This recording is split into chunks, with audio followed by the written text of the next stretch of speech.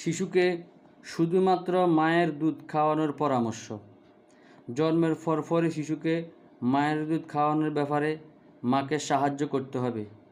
জন্মের 1 ঘন্টার মধ্যে শিশুকে অবশ্যই মায়ের দুধ, যেটাকে শাল দুধ বলা হয়, দিতে হবে।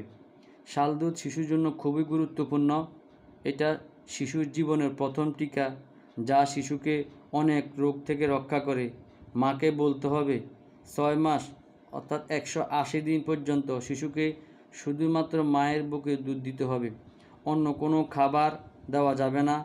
মায়ের দুধের মধ্যে সকল পুষ্টিকর খাবার আছে।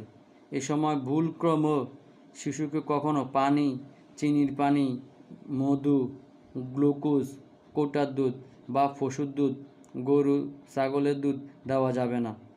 দিনে ও রাতে শিশু যতবার চায় ততবার, তবে কমপক্ষে 8 বার মায়ের বুকের দুধ শিশুকে খাওয়াতে হবে।